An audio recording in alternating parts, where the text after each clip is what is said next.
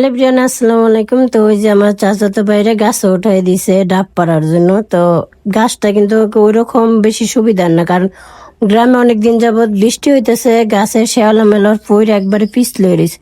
সত্যি কথা অর্থে আমি অনেক ভয় পাইছি যতক্ষণ ও ডাব পারতেছিল। আমি ভিডিও করবো ওইটা আমি ভুলেই গেছি, মানে অনেক ভয় লাগছে যে ও যদি আবার পইরা টইরা যায়।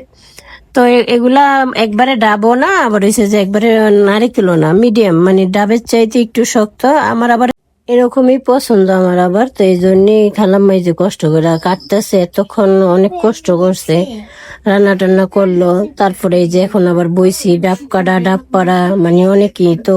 খালাম্মা আবার অনেক সুন্দর ভাবে কাটতে পারে। ও মানে নারিকেল টারিকেল অনেক সুন্দর করে কাটতে পারে। তো এই যে এমনি কিন্তু একটু শরীরে শক্তিও নেই, আর এমনও একটু দুর্বল টাইপের মানুষ, সারাক্ষণ খালি কাজের মধ্যেই থাকে। তো দেখি কিরকম হয় এটা কাটার পরে।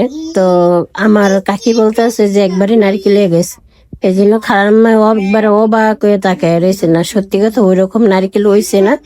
তো আগে পানিটা খামু, তারপর হয়েছে যাইয়া নারকেলটা খালাম্মারে বলবো যে নারকেলটা বাইর করে দিতে। আর আমার কিন্তু এরকমই পছন্দ। তো এই যে খালাম্মা মগ রেডি করলো, এটার মধ্যে পানি ভরবো।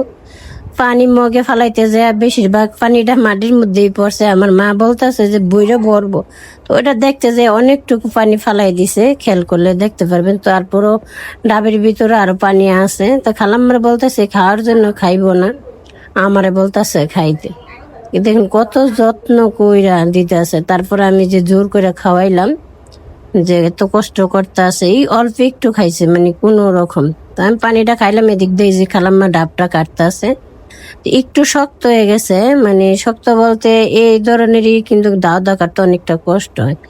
তারপর ওই যে হাসতে হাসতে কাজ করতেছে, কোনো বাড়িতে আইলে কি করব না করব কোনো দিশা পায় না। তো কথাই আছে যে মার বোন খালা মার থেকে বেশি ভালো, এটা সত্যি কথাই।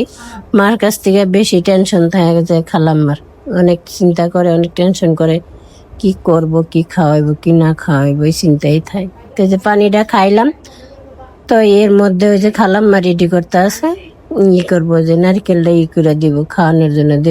বেশি মানে বাতি হয়েছে না, আবার একবারে নরম না, মোটামুটি ঠিক আছে। যেরকম মানে খাইতে চাইছিলাম, মনে মনে ভাবছিলাম যে বাড়িতে যে এরকম একটা নারিকেল বা ডাবও বলা যায় না, কিন্তু আবার নারিকেলও না। ওই যে দেখুন কত সুন্দর করে উঠাইতেছে, কোনো কাজে তার কোনো নেই, কষ্ট নাই। বললি হইলে একবার, কখন করব না করব এই চিন্তাই থাকে। সবটুকু উড়াই যাচ্ছে একটু, মানে এই যে এত চেষ্টা করতেছে যে খাও খাও, খাইব না।